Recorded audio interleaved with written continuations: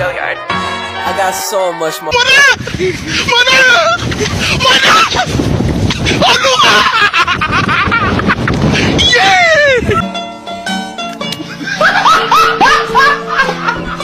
Are you ready, kids? Aye, aye, Captain! I can't hear you. Aye, aye, Captain! Oh! Fucking design on right now. Break it down, bring it back, make it clap. I got 3 old thoughts, new block, wear that thing. Bitches on my line, and you know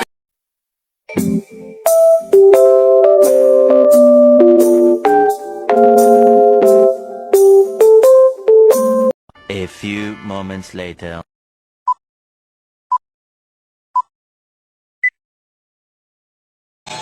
Assalamualaikum warahmatullahi wabarakatuh. Selamat pagi semuanya. Berdirinya saya di sini akan menyampaikan hasil diskusi dari kelompok 1. Sebelumnya perkenalkan, nama saya Laili Nur Fadila dan ini teman saya. Hai, perkenalkan nama saya Desi Anggi Puspitasari. Dan ini satunya lagi. Hai, nama saya Daika Anissa Putri. Kami di sini akan mempresentasikan dengan tema hukum syara yang terdiri dari hukum, hakim, mahkum alaih, dan mahkum fih. Hukum syara akan dijelaskan oleh saya sendiri dan hukum hakim akan dijelaskan oleh Desi.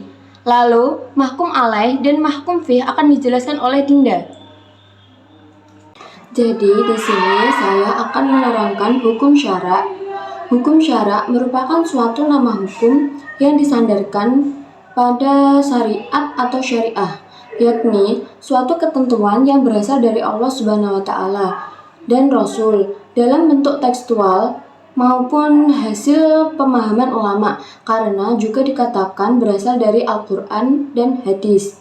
Jadi, satu-satunya yang berhak membuat hukum hanya Allah Subhanahu wa Ta'ala, karena Allah lah yang maha mengetahui. Apabila hukum diserahkan kepada manusia, akan tentu saja bernilai kepentingan dan juga akan menyebabkan suatu pertentangan. Definisi hukum. Hukum menurut bahasa Al-Man'u. Di antaranya perkataan Jarir sebagai seorang penyair.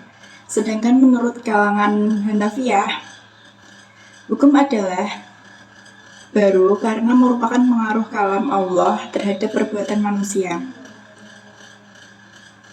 Jadi, Allah SWT menyerukan syariat Islam seluruhnya kepada manusia, baik yang menyangkut akidah maupun hukum-hukum masyarakat yang berkenan dengan perbuatan, tapi ilmu usul fikih tidak membahas permasalahan akidah,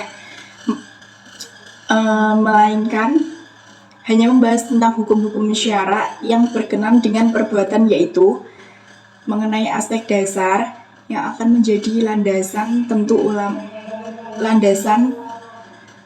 ulama usul fikih telah mendefinisikan hukum syara dan telah menjelaskan pembagiannya. Kata hakim secara etimologi berarti orang yang memutuskan hukum. Dalam istilah fikih, kata hakim juga dipakai sebagai orang yang memutuskan hukum di pengadilan yang sama.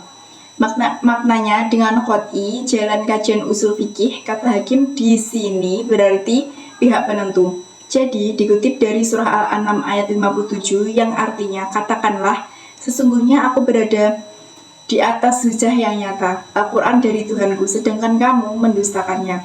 Tidak ada padaku pada azab yang kamu minta, supaya disegerakan kedatangannya.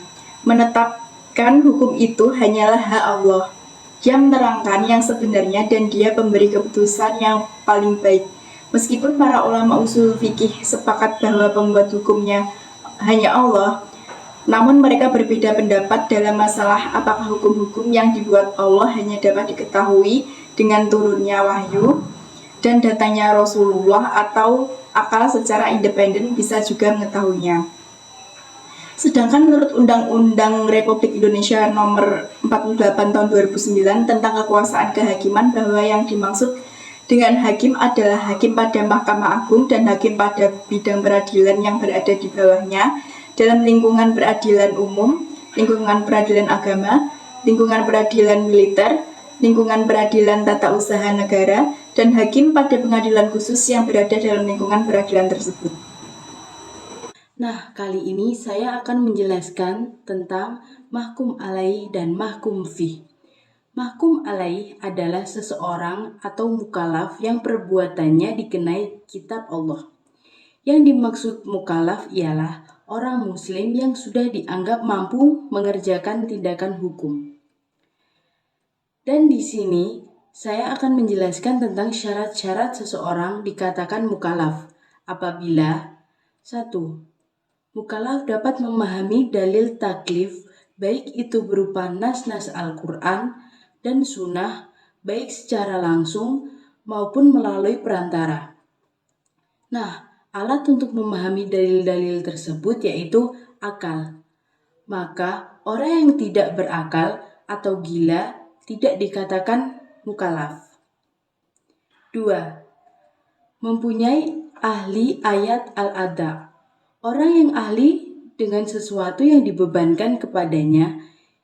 Yang dimaksud ahli di sini adalah pantas atau layak untuk menerima sesuatu. Nah, selanjutnya mahkum fih.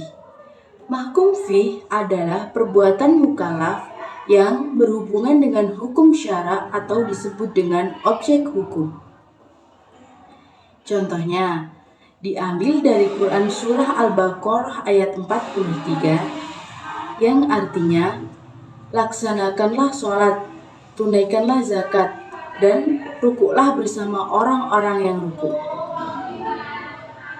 Nah, maksud dari Surah Al-Baqarah ayat 43 ini yaitu sholat di sini sebagai mahkum fih karena sholat perbuatan yang dibebankan kepada mukallaf.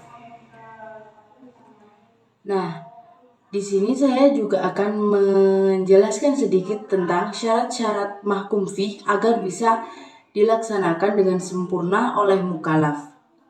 Yaitu 1. Mukallaf harus bisa mengetahui perbuatan yang akan dilakukan sebagai tujuan dapat dilaksanakan dengan baik.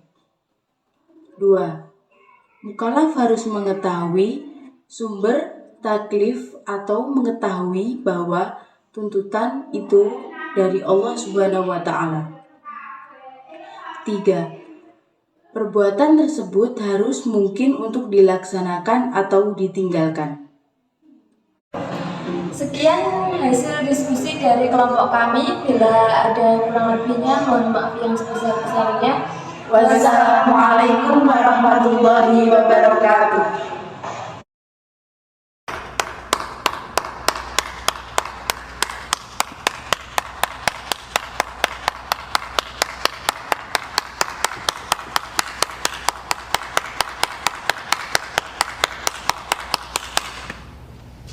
One eternity later.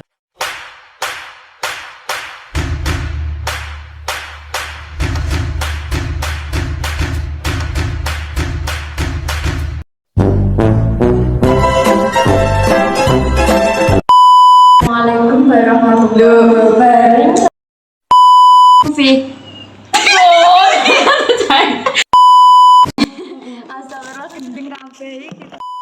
Assalamualaikum. Assalamualaikum